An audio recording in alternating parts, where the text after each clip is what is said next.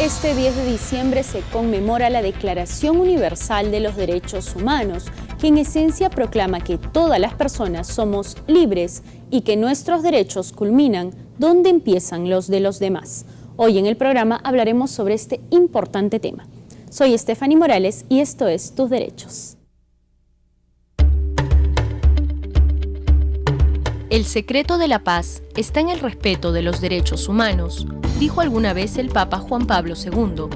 Esta sería, quizá, la frase que resume la intencionalidad e importancia de la Declaración Universal de los Derechos Humanos, adoptada por la Asamblea General de las Naciones Unidas el 10 de diciembre de 1948 en París. Este documento recoge los derechos inherentes al ser humano y cuenta con 30 artículos que mencionan los derechos de carácter civil, político, social, económico y cultural, los cuales solo se ven limitados por el reconocimiento de los derechos y libertades de los demás. Por ello, en el preámbulo de la Declaración, se considera que es el régimen de derecho el que garantiza el respeto a los derechos humanos. El artículo 1 expresa que todos los seres humanos nacen libres e iguales en dignidad y derechos y, dotados como están de razón y conciencia, deben comportarse fraternalmente los unos con los otros.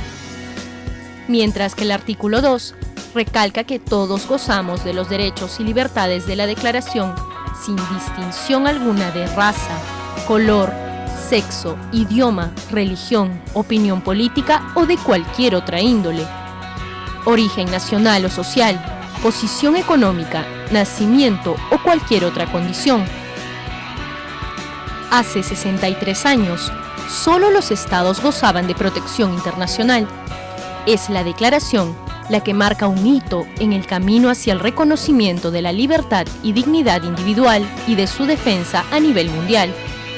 Aunque este documento no es obligatorio para los estados, la Declaración Universal de los Derechos Humanos ha sido traducida a más de 330 idiomas y ha inspirado muchos tratados internacionales, como el Pacto Internacional de Derechos Civiles y Políticos, el Pacto Internacional de Derechos Económicos, Sociales y Culturales y la Convención Americana de Derechos Humanos. Actualmente, todos los Estados miembros de la ONU han ratificado al menos uno de estos pactos sobre derechos humanos.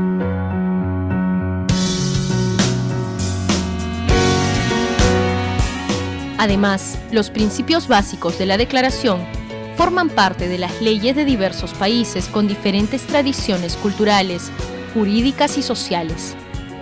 Sin embargo, en muchas zonas, estos derechos se siguen vulnerando. Todavía nos enfrentamos a guerras, violaciones, abusos de autoridad, discriminación, pobreza extrema y hambruna. Por lo que hoy, más que nunca, debemos buscar nuevos mecanismos para que la Declaración Universal de los Derechos Humanos sea una realidad en todos los rincones del mundo.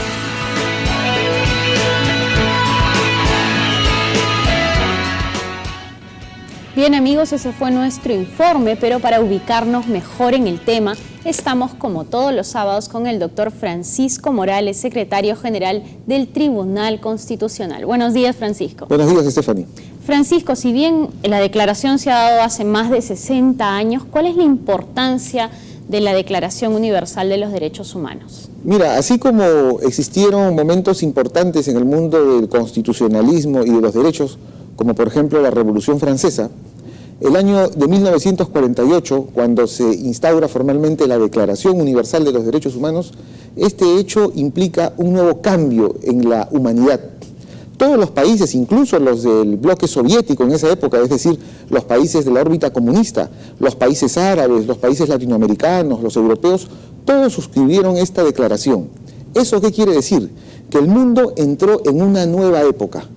Esta época es la época de los derechos.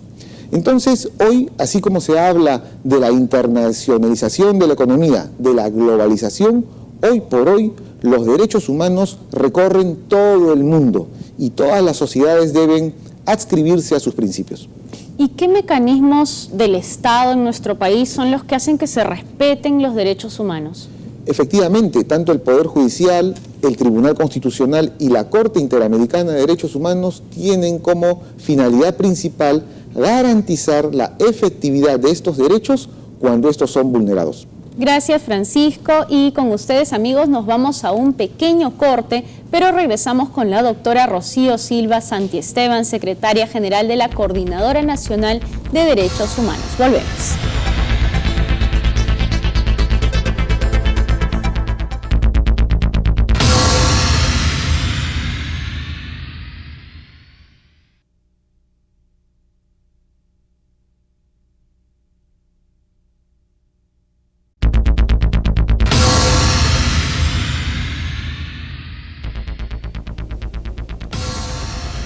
Bien, amigos, estamos de vuelta en el programa Tus Derechos y para conversar sobre la Declaración Universal de los Derechos Humanos estamos con la doctora Rocío Silva Santiesteban, secretaria general de la Coordinadora Nacional de Derechos Humanos. Buenos días, doctora. ¿Qué tal? Rocío. Buenos días, ¿cómo estás?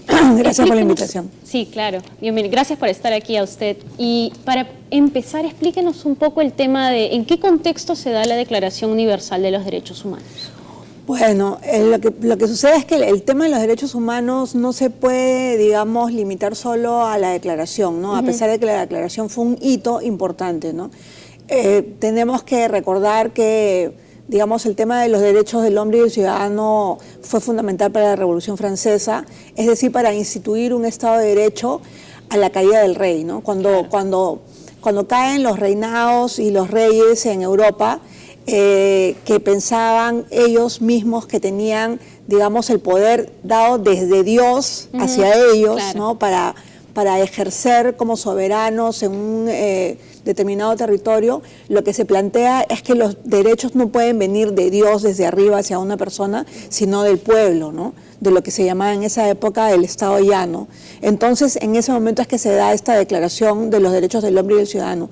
Bueno, pasa por múltiples propuestas, etcétera, y Naciones Unidas reconoce el 10 de diciembre de 1948, exactamente, bueno, que es necesario dar una declaración de los derechos humanos, digamos, ¿no? De los derechos fundamentales. Entonces, se da en el contexto de después de la Segunda Guerra Mundial, ¿no? O sea, porque a pesar de todo lo que se había reconocido, digamos, desde la evolución de la Revolución Francesa, igual hasta hubo la época, excesos durante la guerra. No, bueno, lo que pasó en Alemania en el periodo nazi fue algo terrible, la historia más cruel que sucedió en la humanidad, millones de personas muertas en campos de exterminio. Entonces eso fue muy chocante para los propios países europeos y para Estados Unidos y Rusia, que fueron los que participaron, digamos, de esta evolución de la guerra hacia más adelante, ¿no? Entonces, por eso es que se tomó, digamos, se planteó esta carta de los derechos, de la Declaración de los Derechos Humanos, ¿no?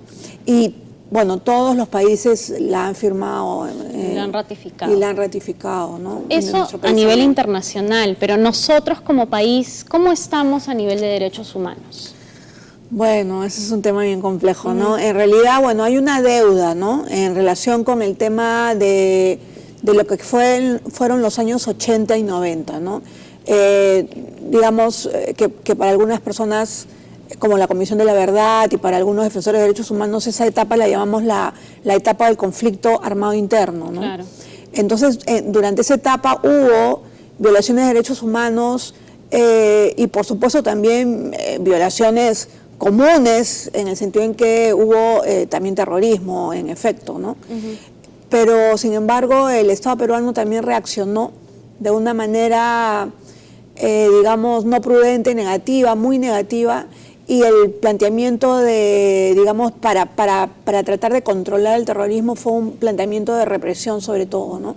Y esa represión fue una represión indiscriminada en determinados momentos, ¿no? Entonces eso ha producido, bueno, según el informe de la Comisión de la Verdad, 70.000 muertos, ¿no? Y bueno, en ese sentido, el Estado peruano todavía tiene ciertas deudas con las personas cuyos familiares murieron en ese conflicto de parte de ambos lados, ¿no? O sea, tanto de parte de asesinados por el ejército o asesinados por Sendero, ¿no? Entonces, por ejemplo, el caso más significativo del tema de Sendero Luminoso ha sido el caso de Lucanamarca, ¿no? Que entró Sendero y mataron a toda la población. Sí, a una gran cantidad, incluyendo menores, ¿no? Entonces, en ese sentido, digamos, el Estado peruano todavía tiene algunas deudas. ¿Cuáles son? Judicializar los casos de violaciones de derechos humanos. ¿Qué quiere decir eso? Llevarlos a juicio, ¿no? O sea, que sea un juicio justo y, digamos, responsabilizar a las personas que violaron derechos humanos en ese momento. En segundo lugar, reparar a las víctimas, que no significa solamente dinero, no significa solamente dinero. ¿Saben qué? Mire, un asunto que es bien importante y que yo lo he visto en el recorrido que he hecho más o menos por el Perú a partir de mi cargo como secretaria ejecutiva de la coordinadora, ha sido el reclamo de la población, sobre todo por reparación psicológica. Claro. Es decir, por tener acceso a psicólogos o a terapias para que ayuden a estas personas que han sufrido severos traumas a recuperarse. Justo sobre eso le iba a preguntar, ¿qué es lo que se debe hacer para que esta historia no se repita? Porque siempre se habla que hay que conocer la historia para que no volvamos a caer en lo cíclico de ella, pero desde el punto de vista de derechos humanos. O sea, lo que se tiene que hacer es que, en primer lugar, se tiene que recordar. Pero no puede haber una memoria, no puede haber un recuerdo sin justicia. Y también esa memoria con justicia y con reparación nos va a llevar hacia el otro punto fundamental de este tema, que es la reconciliación, ¿no? O sea, la reconciliación no se puede dar sin justicia y sin reparación. Porque si se pretende, por ejemplo, plantear un perdón generalizado, claro, pero sin haber dado justicia a las personas que han estado durante 20 años buscándola, entonces esas personas se van a sentir frustradas. Pero esa reconciliación también va de la mano con las instituciones del Estado y las fuerzas del orden, que digamos que fueron todas las personas que participaron de... Bueno, a mí me parece que es fundamental varias cosas, ¿no? En ese sentido. En primer lugar, que haya un debate nacional, que no se ha dado, pero un debate nacional en el que participen todos los, digamos, actores del conflicto, ¿no?